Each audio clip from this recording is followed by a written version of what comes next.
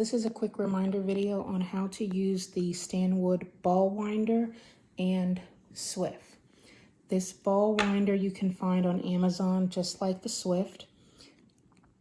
All it is, it's a tiny little plate with a screw arm, I guess you could call it. There's a little lug nut in there that just hooks on. So when it comes, all you have to do is assemble the arm with this little lug nut and plate, and it easily goes into this hole, so that's no big deal. And the arm you just place on with this lug nut and washer and just twist it tight, and that's it. Everything else is already assembled. So to put this on to a table, and this table is about an inch and a half, I think. Let's see. Yeah, it's about an inch thick. So you can tell you've got enough arm to go with something larger, to attach it to something larger. So I just slid this on to my island, and I'm just going to go around and around until it meets the island, and then just gently tighten it. I don't want to over tighten it because I don't want this to press into the bottom and make an indent. And I also don't want to break this. It is expensive. I think on Amazon I paid, or maybe I went to Stanwood's website, one of the two. And I got it when it was on sale, and it was still $70 some. So these things are an investment.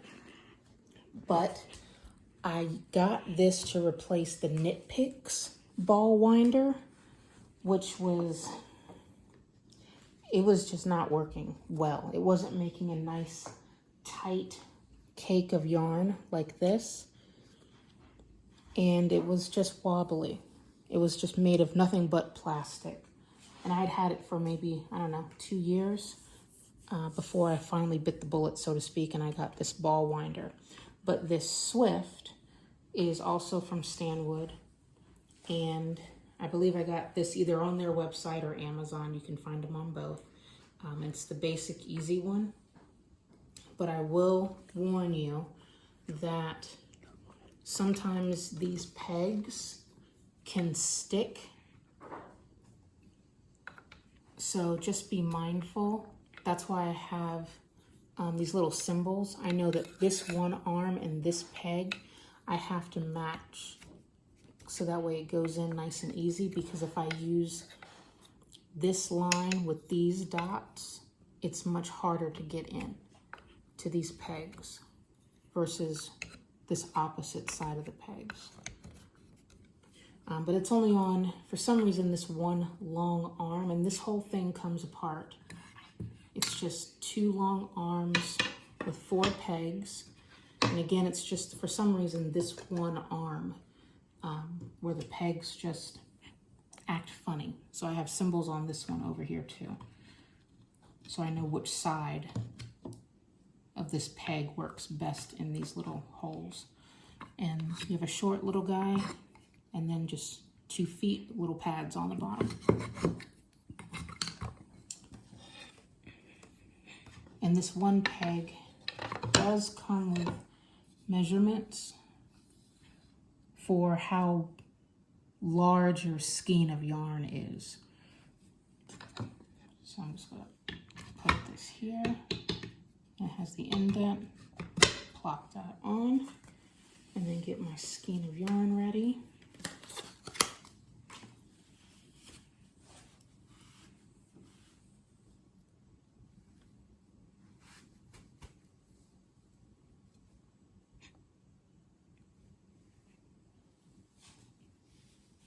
You can back up and go that way, camera kid.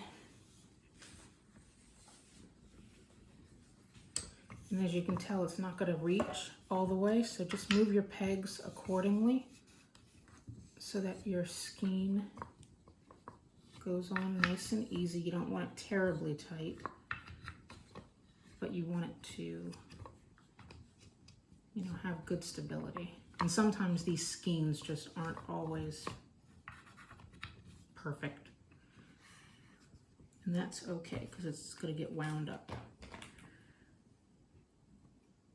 And I only use my ball winder on skeins that are 50 grams and larger. I don't use them on like 10 gram and 20 gram mini skeins. It's kind of pointless, at least for me.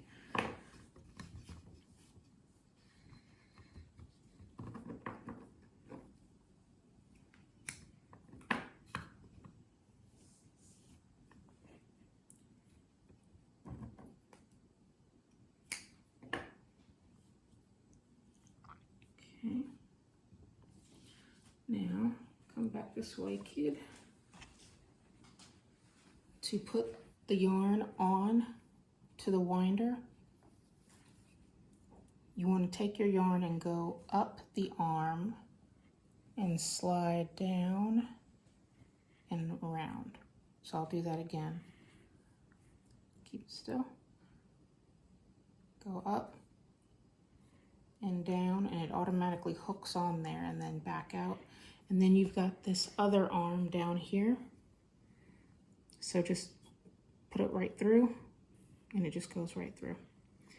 And then I will pull this around, and what you can do is you can take your label and put it on, and then wrap your yarn around it to keep the label on the inside.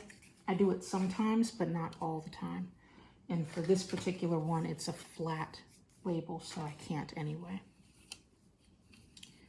So I'm just going to wrap it around a couple times and then put the yarn right in the notches on top and then let it lay. And depending on which way that you put this yarn in, you can either wind it left or right from the handle. So if you go back on that side, or you can back up right there.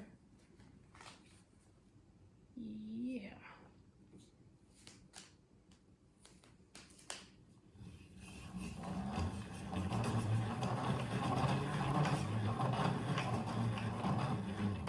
Oops.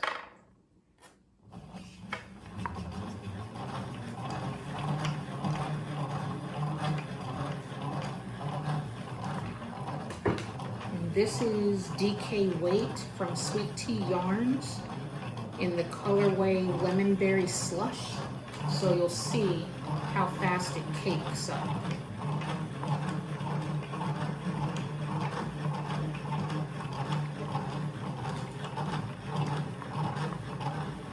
Show the cake. Don't get too close, I don't want to touch your hand. Okay, back up so you can get both of them. And as long as you don't have a skein of yarn that has a whole bunch of tangles in it, this goes by super fast. And as you can see, the ball winder is not moving. It's completely stable. My knit picks was not doing that. It would just move everywhere, no matter how tightly I locked it onto my island. Okay. This is about done. Okay. Sometimes that end piece gets stuck up under in that peg. So I'm just going to keep wrapping. Now what I could do if I wanted to knit from the center of this cake, this is the center piece. So I can just pull everything straight up and keep this out and then wrap this tail into the cake, into the side wall, so to speak.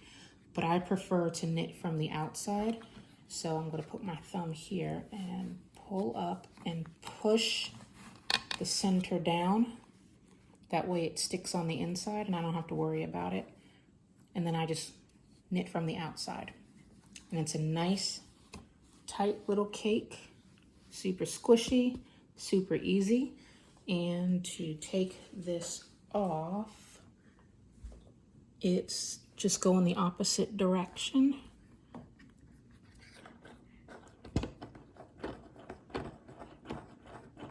Till it loosens from the table.